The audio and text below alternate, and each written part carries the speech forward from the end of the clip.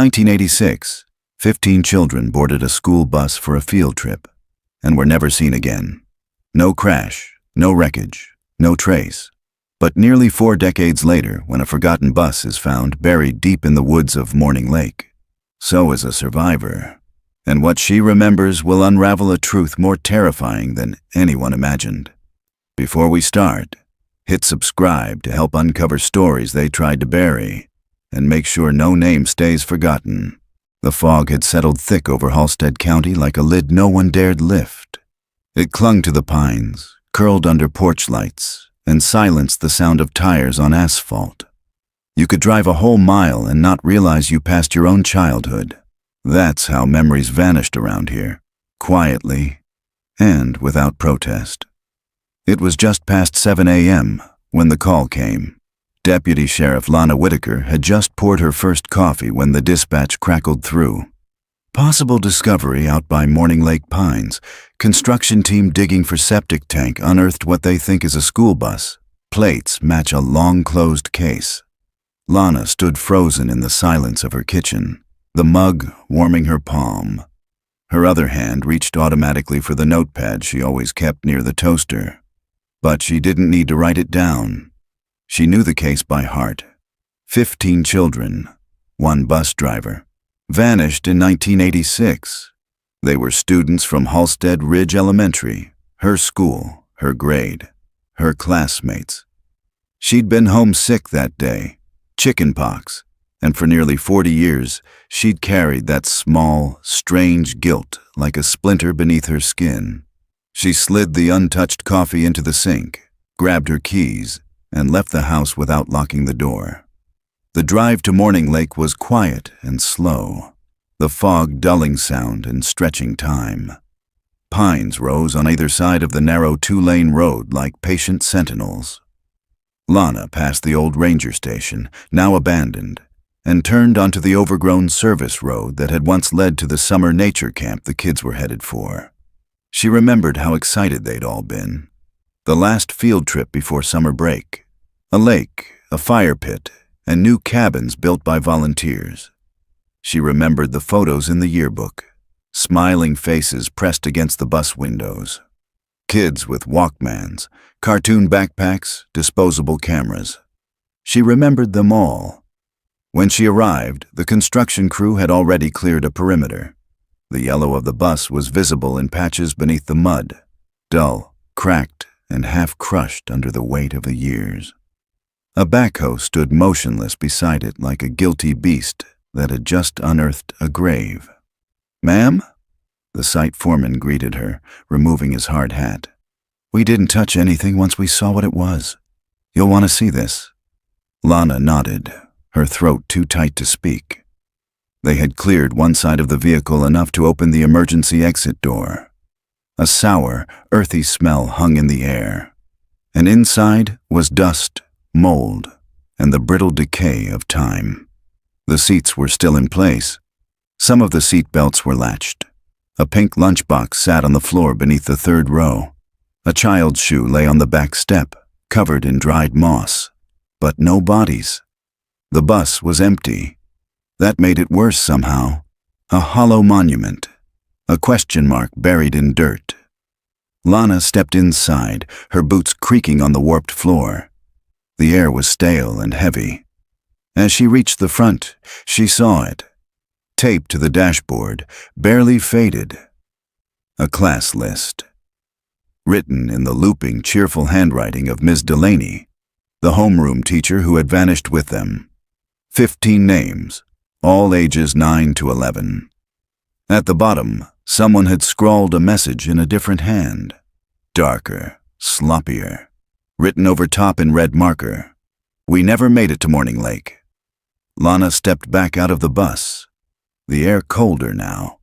Somewhere behind her, a bird called out, but it sounded more like a warning than a greeting. She turned to the site foreman, her voice flat. "Seal off the area. No one touches anything else until the state team gets here." "Yes, ma'am." She looked back at the bus, framed by pines and silence. They were supposed to be gone for 2 days. Instead, They never came back. And now, after nearly 4 decades, the bus had returned without them. But someone had been here. Long enough to write that note. Long enough to leave behind a message. The old Halstead County Records building smelled of mildew and lemon cleaner. Its ceiling fans spun lazily, like they were waiting for the rest of the county to catch up. Lana stood at the counter, her fingers drumming on the wood as the clerk retrieved a case box from the archives. It had been 20 minutes since she left the bus site, but her hand still felt dirty with its dust. "Here we are," the clerk said, sliding the file forward with both hands like it might fall apart if mishandled. Field Trip 6B, Halstead Ridge Elementary, May 19, 1986. Sealed after 5 years. No updates. Lana nodded and carried the heavy box to one of the side desks. She opened the lid slowly, as if afraid something would leap out. Inside, photos of the children, Xeroxed class rosters, a list of personal items reportedly packed for the trip, and at the very bottom, a report stamped in red. Missing persons, presumed lost. No evidence of foul play. That stamp had haunted the town for decades. No evidence, no foul play, no children. But Lana had always suspected there was more. Everyone had.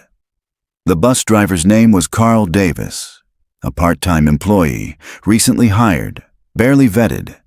He had no wife, no children, and had reportedly skipped town shortly after the disappearance. He was never found either.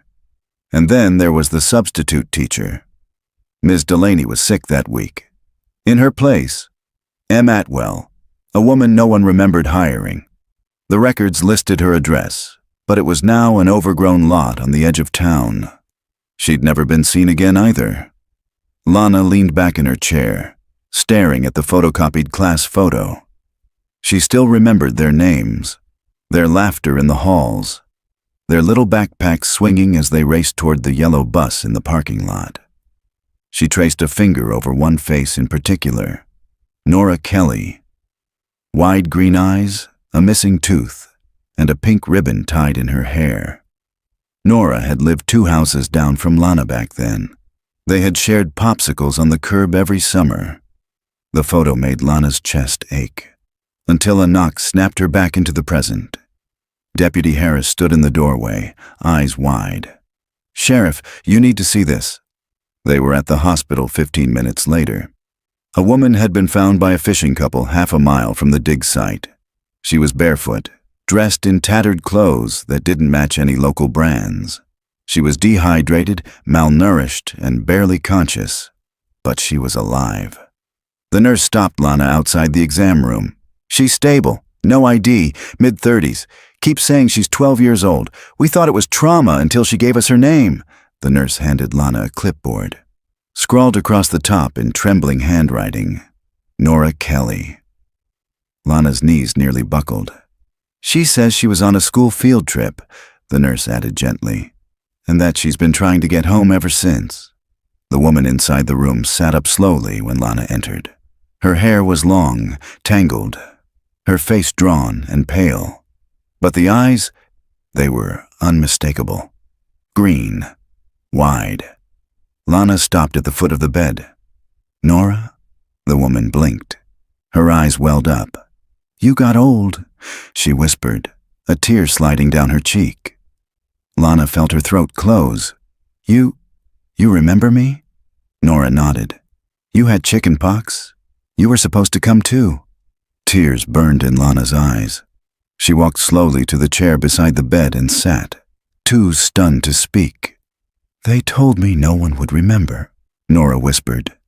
"That no one would come." "Who told you that?" Lana asked gently.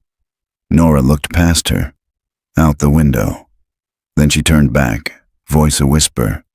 "We never made it to Morning Lake." The sun had dipped behind the trees by the time Lana drove back to the sheriff's office. The golden hour light filtered through the blinds, casting long stripes across her desk. She didn't sit down. Instead, she stood staring at the whiteboard she had cleared that morning. It now held 15 names, tacked up in 2 neat columns, Above them, in red marker, Morning Lake Field Trip, May 19, 86. Below, a new heading. Nora Kelly, survived, returned. She circled Nora's name, then added, found May 5th, 2025, near Morning Lake site. Appears to have aged normally, believes she's 12 years old. No memory of events after the bus left school, repeats the phrase, we never made it to Morning Lake. Lana exhaled slowly. Something didn't make sense. If Nora had been alive all this time, where had she been? And what about the others? By 9 p.m., she was back at the hospital. The doctors had run basic evaluations. No signs of injury beyond sun exposure, dehydration, and psychological trauma. Her DNA was being processed, but Lana didn't need the test. It was her. She was sure. Nora had been moved to a quieter wing. When Lana entered, she found her curled beneath a blanket, staring at a small paper cup of water on the tray. Hi again, Lana said softly. Nora looked up. Her face still held the gaunt fragility of someone too long away from the world, but her voice was clearer. You believe me, don't you? I do, Lana said. Nora gave a sad smile. Most don't. Lana took a seat. Can I ask you something? Nora nodded. Do you remember the bus ride? Nora looked down. Only the beginning. The driver didn't talk much. He wasn't our usual guy. And there was someone else, a man, waiting by the fork in the road. Lana leaned forward. Do you remember what he looked like? Not really. I think he had a beard. I just remember what he said. What was that? Nora's voice dropped to a whisper. He said the lake wasn't ready for us yet, that we'd have to wait. Lana felt the chill crawl up her arms. He got on the bus, Nora said. And then, I don't know. I woke up in a barn, but it wasn't a barn anymore. It was like a home. But the windows were covered, and the clocks were all wrong. What do you mean? They always said it was Tuesday, even when it wasn't. They wouldn't let us talk about before. We had to use new names. Lana tried to keep her face neutral. Who's they? Nora swallowed. There were two of them at first, a woman and the man. She called him Mr. Avery. I don't know if it was his real name. She disappeared after a few months. I think she got sick. Do you know where the barn was? Nora shook her head. They moved us around, sometimes in vans. We weren't allowed to look outside. They said people had forgotten about us, that it was better this way. Lana sat in stunned silence. Some of the others, they forgot. About school, about home, Nora said. But I didn't. I never did. Lana reached into her coat pocket and slid something onto the tray. A faded yearbook photo. Nora picked it up and stared. That's me, she whispered. And that's Caleb. And Marcy. And... She stopped, her eyes filling with tears. You kept this? Lana nodded. I never stopped. Nora clutched the photo to her chest. Later that night, Lana sat alone in her truck parked outside the old Halstead barn on County Line Road. She'd remembered something from Nora's description, about the clocks, the way the windows were boarded. This barn had belonged to a man named Frank Avery. He died in 2003, but he had a son. Name, Martin Avery. Last known address, unknown. Lana stepped out of the truck and stared at the silhouette of the barn in the moonlight. The wind rustled the grass. A loose door creaked softly. She moved toward the side of the building, her flashlight casting long shadows across the dry wood. Something glinted near the base of the barn wall. Metal. She crouched and found it. A small bracelet tangled in the weeds. She picked it up. Plastic. Faded purple. Etched with a child's name in blocky handwriting, K-I-M-I. Lana's breath caught. Kimi Leung, one of the 15. A quiet, artistic girl who loved cartoons and wrote her name on everything. Lana stood slowly, her heart pounding. The past wasn't just whispering anymore. It was screaming. The bracelet was still in Lana's hand when she returned to the station just after midnight. She didn't turn on the overhead lights, just the lamp on her desk, casting a pool of amber across the surface. The rest of the office remained quiet and still. She placed the bracelet beside the class photo, lining it up with the face of Kimi Lung. She'd been 10 years old, wore glasses, loved dinosaurs. And now, this. Found beside a barn linked to a man with no current address. Lana picked up the landline and dialed the Texas Missing and Unsolved Cold Case Unit. She left a detailed message, requesting a full report on Martin Avery and his last known associates. She didn't expect an answer until morning. But something was happening now, and she couldn't sleep with ghosts pressing in at the windows. By sunrise, the Morning Lake dig site was buzzing with quiet urgency. More of the earth around the buried bus had been cleared, and a second team from the state's Historical Preservation Unit had arrived to document the excavation. Less because of its history, and more because of what it now represented. Lana stood beside the emergency exit, arms folded, watching the forensic techs catalog every inch of the hollowed shell. She had barely slept. Her mind was too loud with memory and unease. "Sheriff," one of the investigators called, lifting a sealed evidence sleeve. "You're going to want to see this." She walked over. The tech, a man in his late 40s with square glasses and a quiet voice, held the plastic pouch carefully. Inside was a photograph. Color, slightly curled at the edges, but not aged like it should have been. Lana frowned. Where was it? Wedged behind the metal paneling above the back left window. Looked recently placed, honestly. She took the photo and studied it. It showed a group of children, maybe 8 or 9 of them, standing in front of what looked like a low wooden building. A barn? A lodge? It was hard to tell. The siding was weathered, the windows boarded. The kids' expressions were strange, blank, not frightened, not smiling, just absent.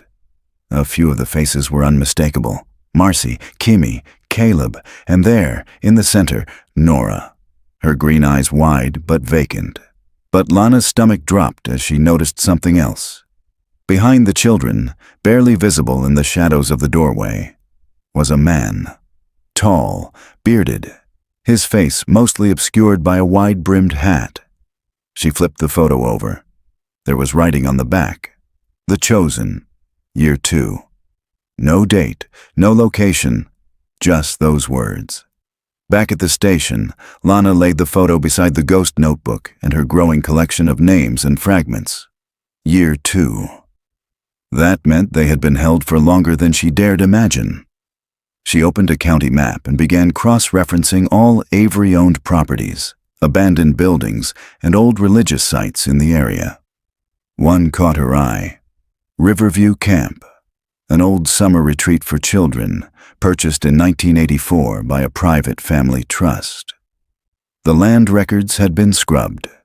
The property had remained off-grid since the early 90s.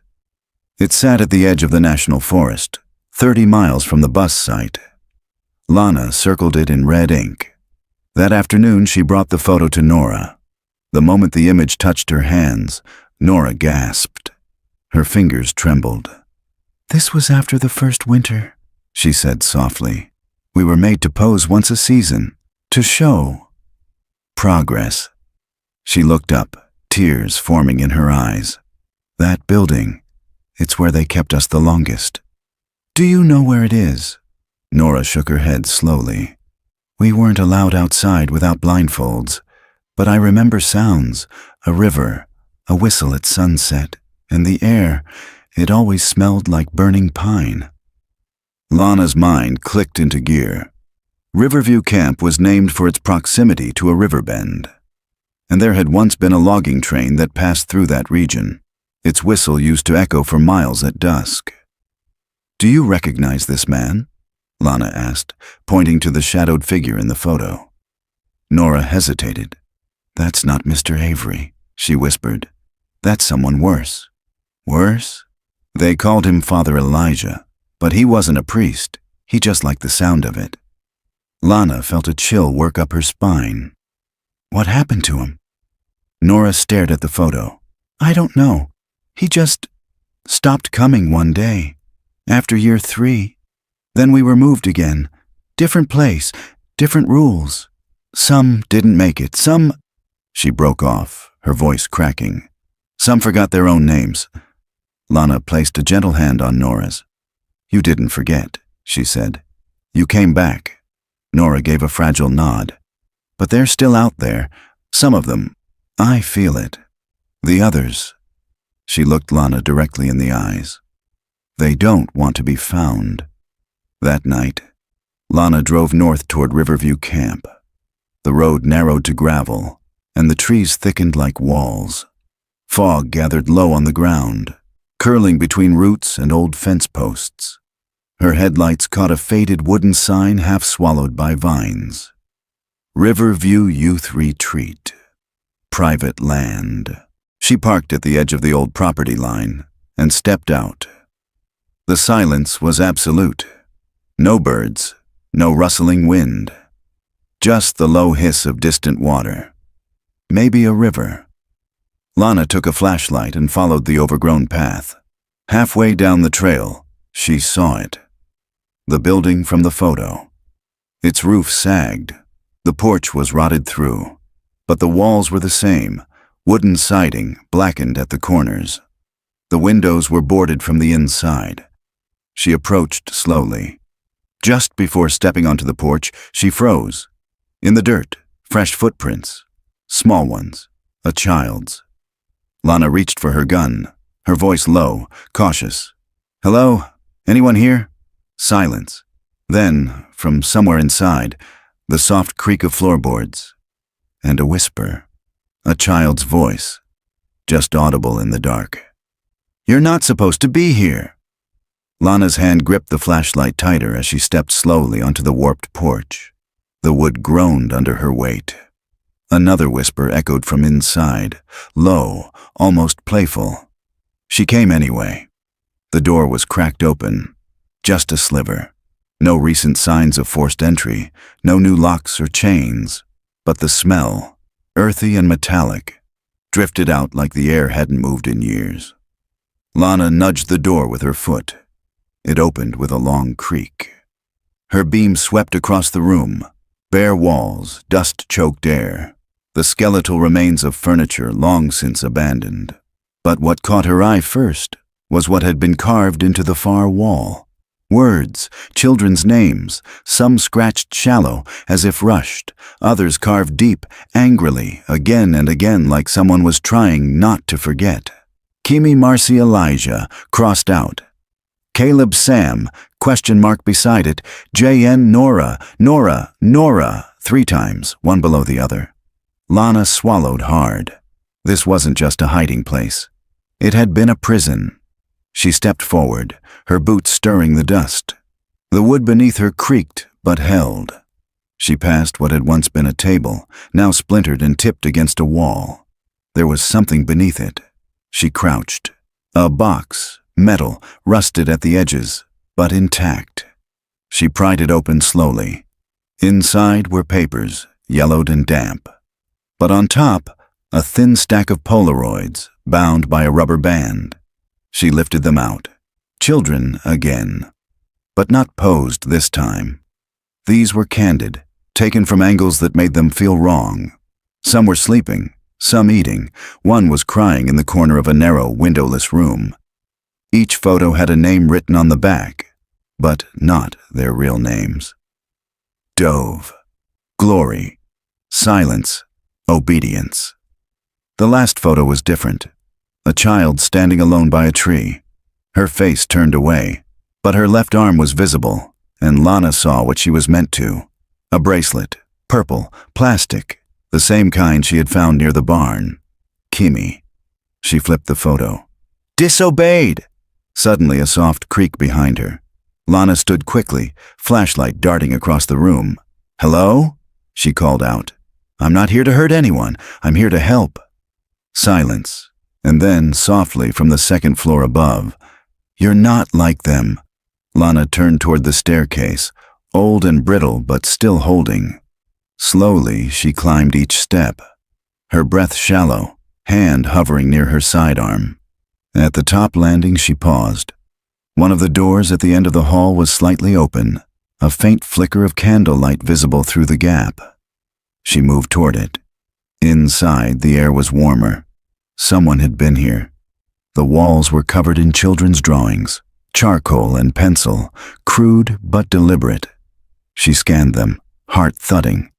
One drawing showed a line of children walking in the woods. Another, a man with no face, arms stretched wide like wings. A third showed a school bus, in flames, and on the ground below it, a row of small, identical headstones. Lana stepped back, dizzy. Her light shook in her hand. Then she heard it again. That voice, quiet and close. They told us not to draw. But we did anyway. She turned, and there he was. A boy, no older than 10, standing barefoot in the doorway, eyes dark, hair shaggy, pale, thin, dirt smudged across his cheek. "Who are you?" Lana asked, gently lowering the flashlight. The boy didn't answer right away. Then, "They called me Jonah, but that wasn't my name." Lana crouched, her voice steady. "Do you remember your real name?" He hesitated, then shook his head. "They took it." She nodded slowly. "It's okay. You don't have to remember it right now. Are you here to take me away?" "I'm here to help," Lana said softly. "Are you alone?" Jonah looked at the floor. "No." He pointed behind her, toward the wall behind the old metal bunk beds. Lana stood and followed his gaze. There, etched faintly into the floorboards, nearly covered by dust, were more names. But these weren't carved by hand. They had been burned into the wood, with heat or time or something she couldn't quite explain. The wood around them was scorched, and beneath them, in black ink, was written, "Names we must not forget." There were 12 names. 3 were circled, and the rest were crossed out. Lana sat with Jonah in the back of her SUV, the boy wrapped in a heavy blanket, silent except for the soft rustle of the emergency thermal foil crinkling with each movement. His eyes, gray, distant, and far older than any 10-year-old's, stared out the window as if waiting for something to leap from the trees. They hadn't spoken much on the drive back. He hadn't asked where they were going. He hadn't asked why she had come. Only one thing seemed to matter to him. Are the others coming back too? Lana hadn't answered, because she didn't know. At the station, she gently ushered him into the back office, one she rarely used, and pulled the blinds shut. A local social worker was on her way, but Lana had insisted on being the one to talk to him first.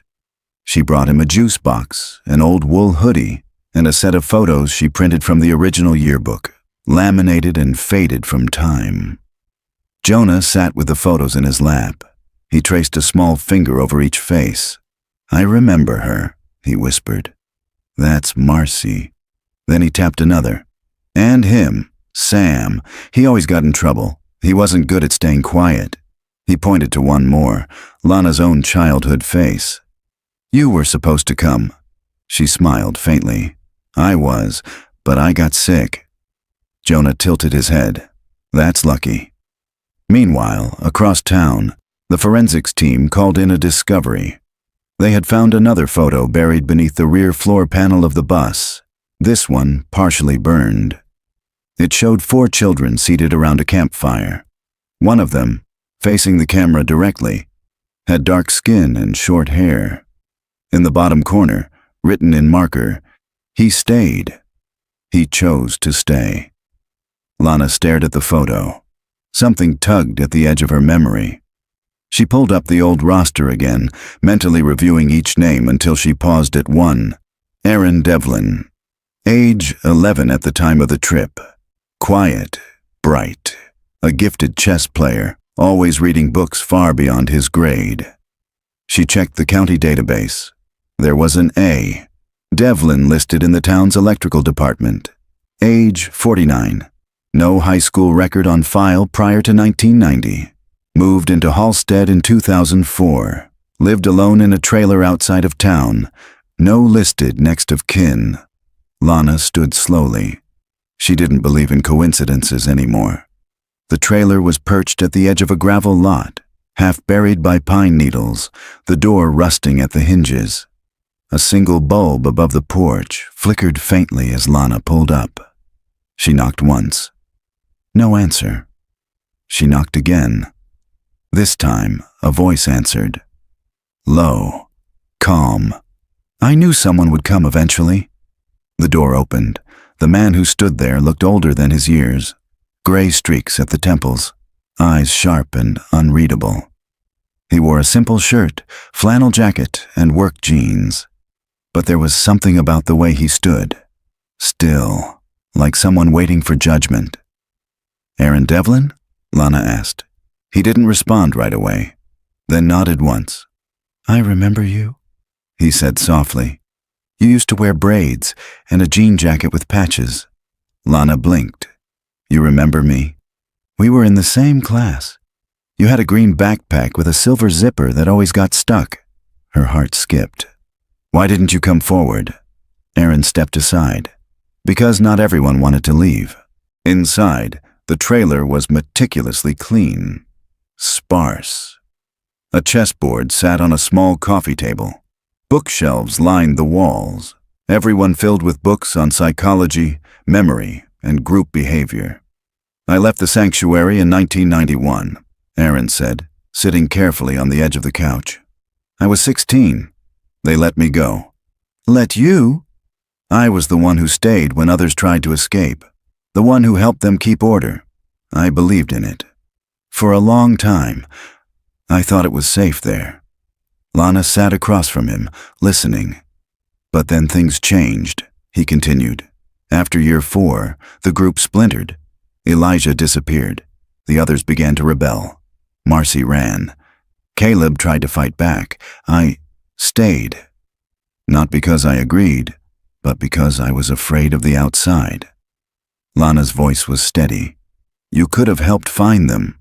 I was told the world had forgotten us, that our families had moved on. His voice broke slightly. When I finally left, I didn't know how to be anything other than quiet. He looked at her. But if you're here now, someone else must have come back. Lana nodded. Nora. Aaron's eyes flickered. She remembered? He whispered. After all this time? She never forgot. Aaron looked away toward the window, where dusk was just beginning to touch the treetops.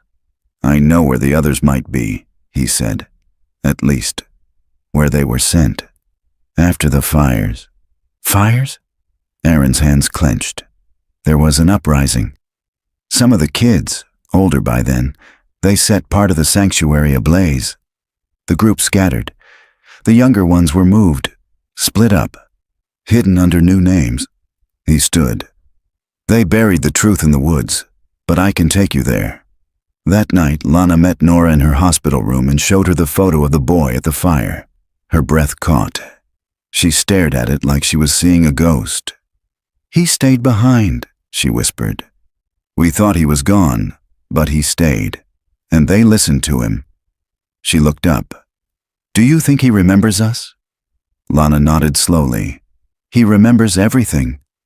The forest felt different now, not wild or free, but watchful, as though it remembered what had been done here. The leaves rustled, but the air was still.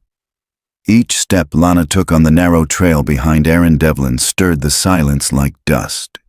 He hadn't said a word in the last mile, only walked with a quiet urgency, hands in the pockets of his jacket, eyes never straying from the path. Nora hadn't come.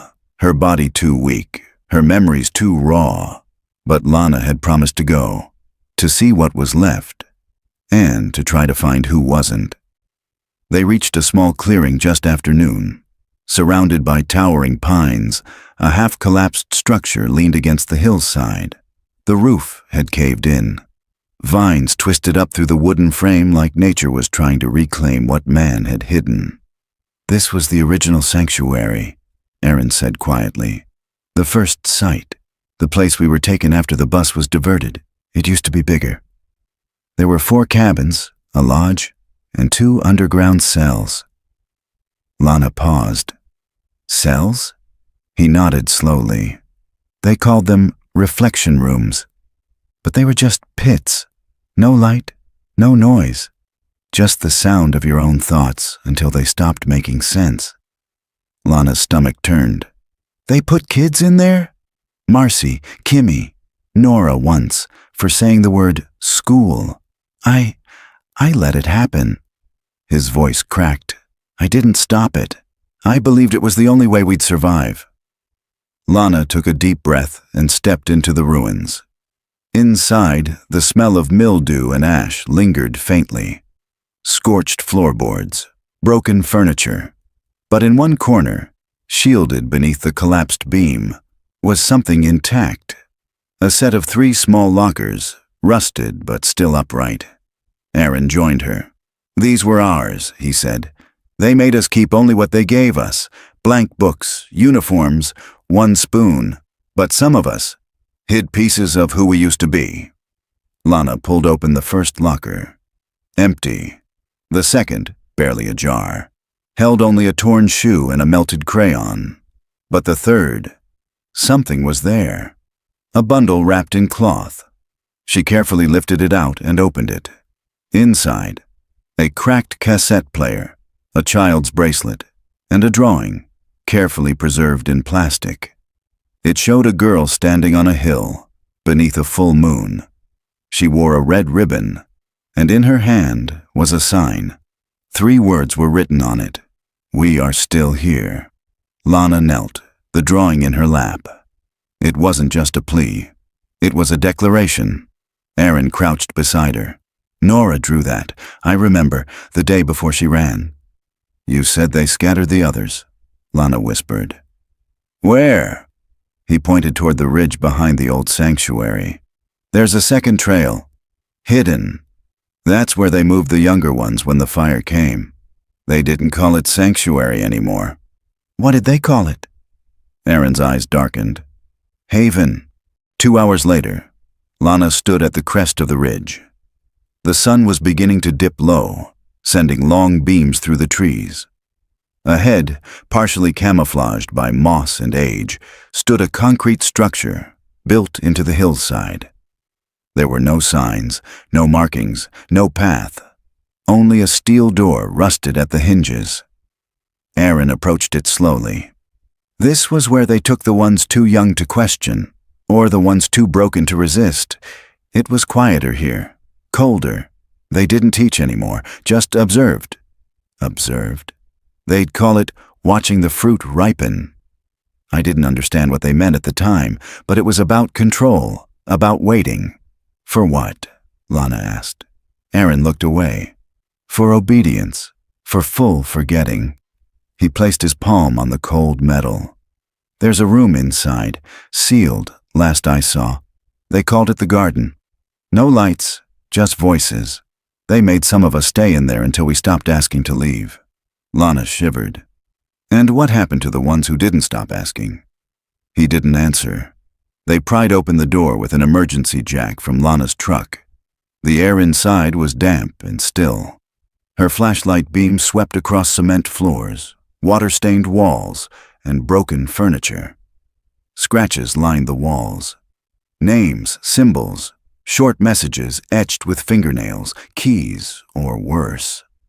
But what stopped Lana cold was a small door to the right. A plaque hung crookedly above it. The only word on it, garden. She turned to Aaron. He nodded slowly. Some of them are still alive, Sheriff, he said quietly. I don't know where, but I know it in my bones. He stepped back, his voice a whisper, because I hear them in my dreams, calling each other by the names they weren't supposed to say. Back at the hospital, Nora awoke just after midnight, heart pounding, breath shallow. The fluorescent lights flickered gently overhead. A nurse entered, startled by her expression. You okay, sweetie? Nora stared at her. I had a dream, she whispered, "but it wasn't mine." The nurse leaned closer. "There was a room," Nora continued. "No light, cold walls, and someone whispering." She swallowed hard. "They were saying my name." The garden wasn't a room. It was a void. Lana stood just inside the threshold, her flashlight beam trembling as it pierced the heavy dark. The walls were close, the ceiling low, and the air, thick and unmoving, felt as though it hadn't been breathed in decades. No furniture, no windows, just concrete. But the smell, that same faint mix of damp earth, old metal, and something else, something fainter, almost sweet, made Lana pause. Behind her, Aaron remained outside the doorway, refusing to come in. He had said the children weren't just kept here. They were retrained here, made to sit in silence for hours, told to whisper prayers that weren't prayers, taught to forget the sound of their own names. Lana scanned the room. The walls were covered in marks. Not just names this time, but tallies. Hundreds, maybe thousands. Each one scratched in sequence, counting something, time, days, punishments. In the far corner, her beam caught the edge of something buried beneath dust and broken plaster. She knelt carefully and brushed it free. A small recorder, the kind used by journalists or investigators, battered, the tape inside nearly disintegrated. She flipped it over, etched into the plastic with a pin or nail. For the ones who remember. She slipped it into an evidence bag, her hand suddenly unsteady. Because this wasn't some relic left behind for curiosity. It was a message. Someone had wanted to be heard. At the station, Lana called in the tech team to carefully restore the cassette. It took hours, but by early evening, the tape was ready to play, just once. It was too fragile for repeated runs. She asked to be alone when they played it back. The lights were low. The rain had started tapping against the station windows. She pressed play. Static. Then, a voice. Small. Weak. "This is Nora, I think. I don't know anymore. It's dark. I can't tell how long I've been here, but I think I remember school. I think I had a brother." Lana sat forward. "They don't let us say real names. They say that's how the world finds you, but I write them anyway. Even if it's just in my head." A long pause. "If anyone finds this, don't believe them when they say we ran away. We didn't. We were taken. We were made into something else." Another pause. "But I'm not gone. Not yet." The tape clicked. Lana sat in the silence, pulse racing. The tape was old. The voice wasn't Nora's. The voice was younger, more hesitant, but unmistakably Kimi Lung. That night, she brought the recorder to Nora at the hospital. When she played the tape, Nora covered her mouth. "I remember this," she whispered. She used to practice her voice, like she wanted someone to hear it the right way someday. "She was trying to hold on," Lana said gently. Nora nodded. She never gave up, even when the others started to fade. She reached for the tape, then stopped. "She's alive," she said quietly. "I don't know how I know that, but I do." Lana didn't argue, because the voice hadn't sounded like someone at the end. It had sounded like someone waiting. The next day, Aaron handed Lana a map, hand-drawn from memory. He pointed to a spot near the far end of the woods, just beyond the second ridge. There was a hatch, hidden in the roots of a tree that had been split by lightning. They used it when they wanted to move people without being seen. "You think it's still there?" "If they were smart," Aaron said. And they were. Hours later, Lana and a team hiked into the dense forest. The sky was overcast, the branches thick overhead. Every snapped twig underfoot echoed like a warning. They found the tree, a tall cedar, hollowed near the base, its trunk cleaved decades ago and blackened on one side. Lightning split. Beneath its roots, Carefully concealed behind brush and loose stone was a rusted metal hatch. They forced it open. A narrow tunnel descended into the earth. Cold air poured out like a sigh. Lana led the way down the old ladder. What they found below was not just a tunnel, but a network. Hallways, rooms, bunks, crates, all abandoned, but too intact for comfort. And then they reached a door. Worn, wood-lined, but sealed tight. She knocked once. Silence. Then, from behind the door, something scraped. A footstep? Lana pressed her ear to the wood and heard it. A voice. Small, cautious. Is it finally okay to speak again? Lana stood frozen in the tunnel, her breath held tight in her chest. The voice behind the door had been small, raspy, and full of something that hit her harder than fear. Hope. She stepped forward and knocked again. Hello, my name is Lana. I'm a sheriff.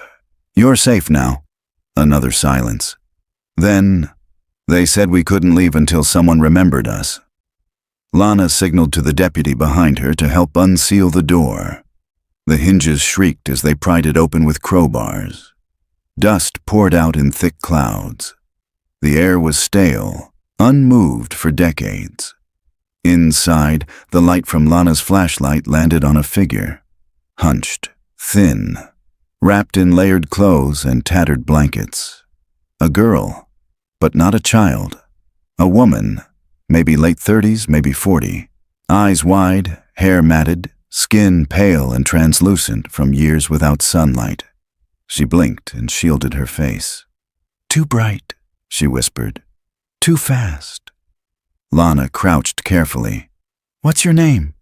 The woman trembled, clutching something close to her chest. A leather-bound notebook, edges cracked with time. They called me Silence, she said, but that wasn't mine. Do you remember your real name?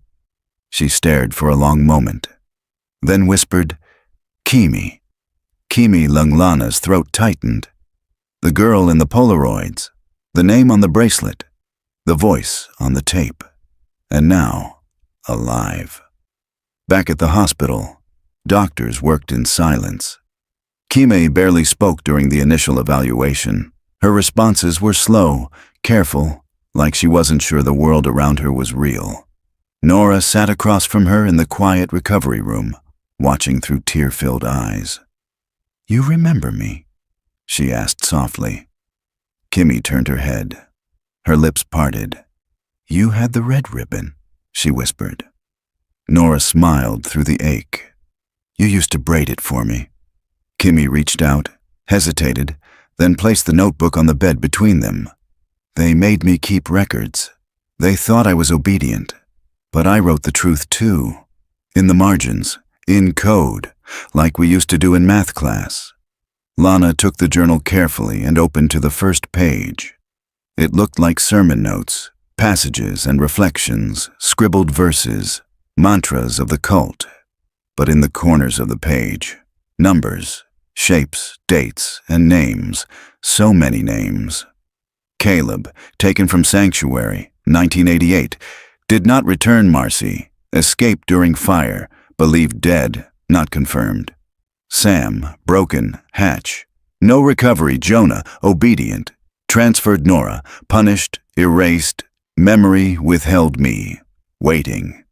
Each entry grew darker, more fractured. Until the final one, if someone finds this, don't just take us back, take us forward, help us become real again. That night, Lana sat with the journal in her lap, flipping through the pages. Each was a map of survival, of resistance, of a child growing into a woman in the shadows, and of a system that was designed to erase every trace of what these children once were. But Kimi hadn't forgotten, and neither had Nora, and Aaron too, despite everything, had led them here, the last survivors. But were they the only ones? The following morning, Aaron stood beside Lana at the ridge, staring down into the woods below. The records mentioned a second tunnel, Lana said, one that was never found. Aaron nodded. The older kids spoke of it like a myth, a way out. But I think it wasn't an escape route. Lana looked at him. Then what? A hiding place.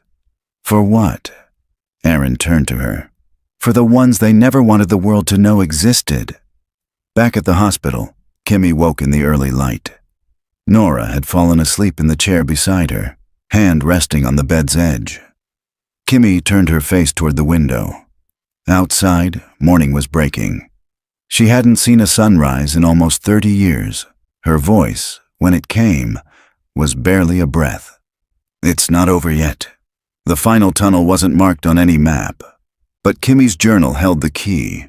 Buried in coded margins and scattered through false verses, Lana pieced together the meaning.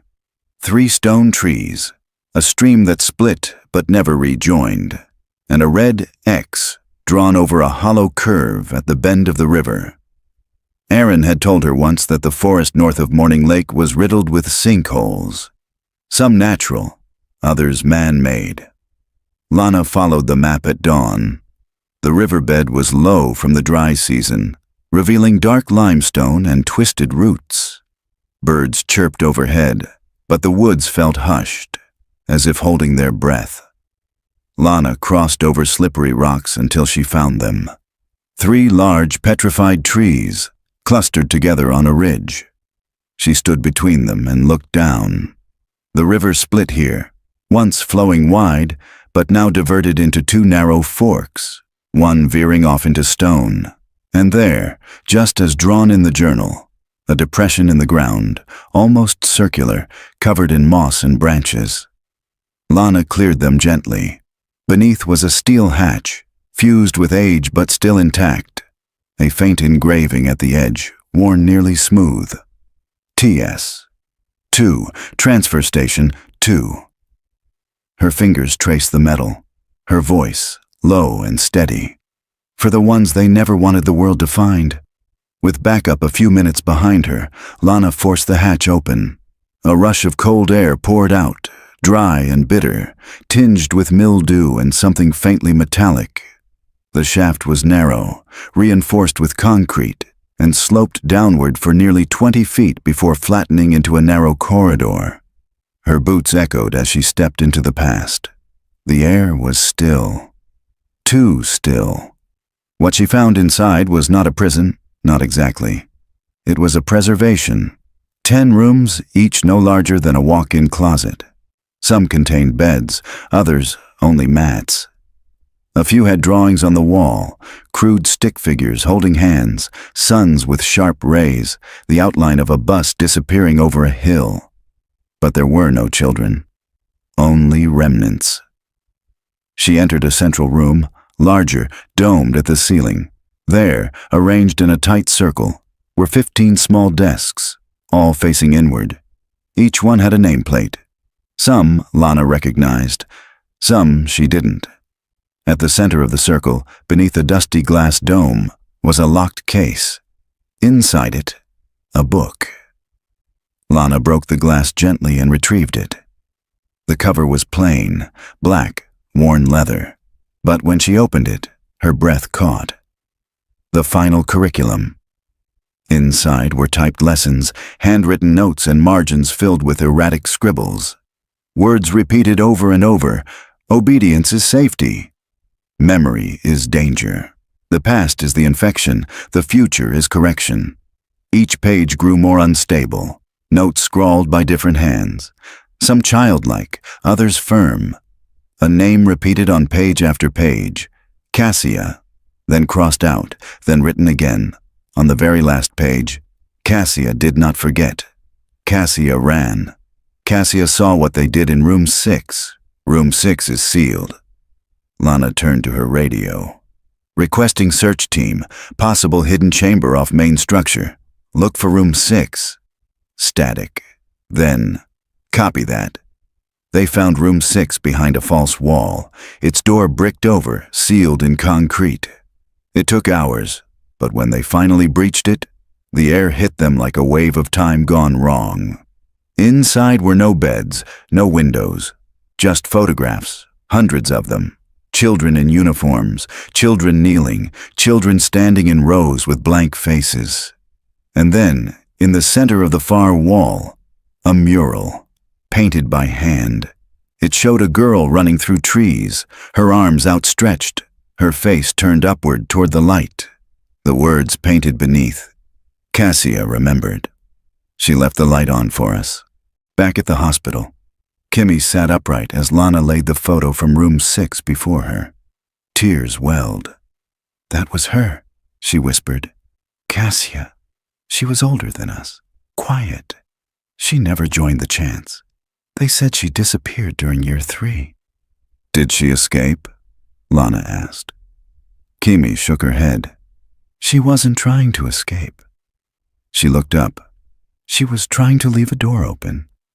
That night, Lana stood at the edge of Morning Lake. The stars shimmered across the surface. 15 children were taken. 3 had returned.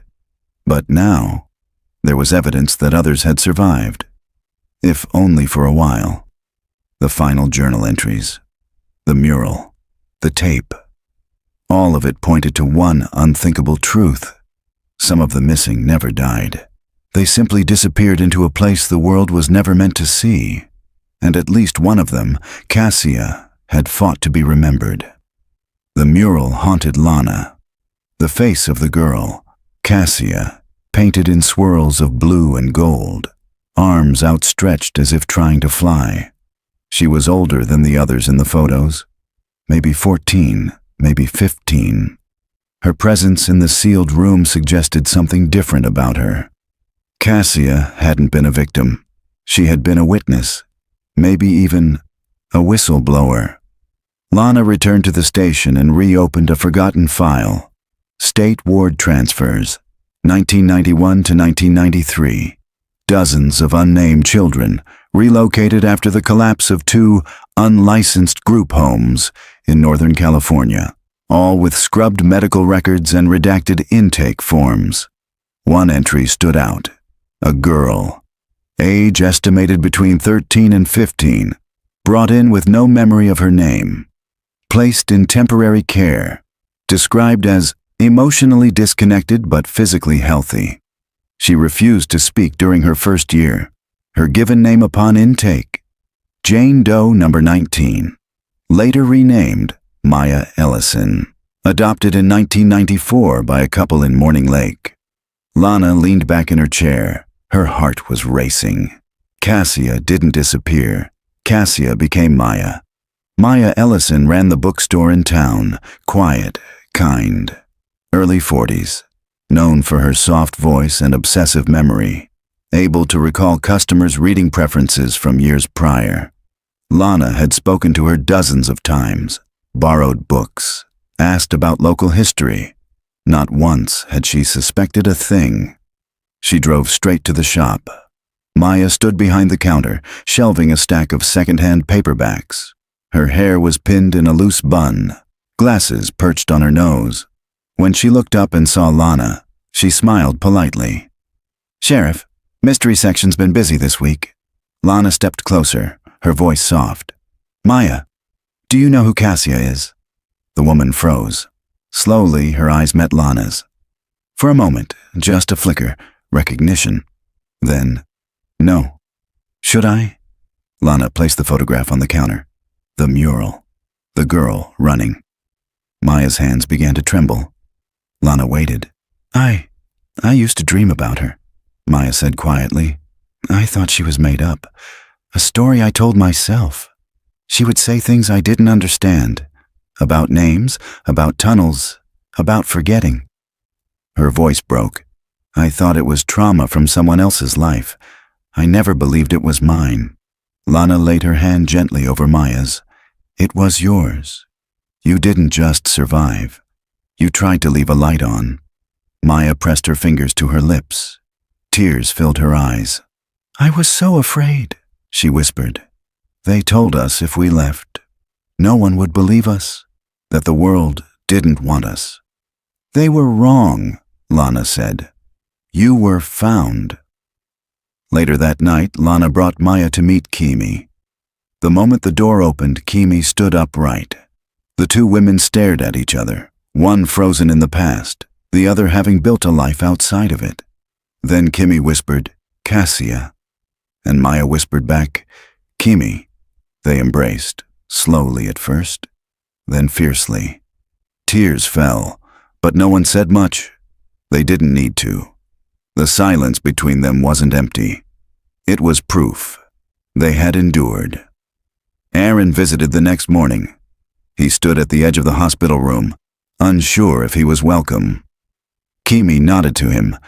"You're the reason they weren't all forgotten," she said. "You stayed." "I was too afraid to leave," he replied. Maya looked at him carefully. "Maybe, but fear kept us alive." Then she reached into her bag and pulled out a photo, one the investigators had recovered from room 6 but hadn't known how to identify. It showed a group of older children standing near the base of a tree. One boy in particular stood slightly apart from the rest, eyes down, shoulders stiff. Aaron stared. "I thought they burned that," he whispered. "You remembered your name," Maya said. "That's more than most." By the week's end,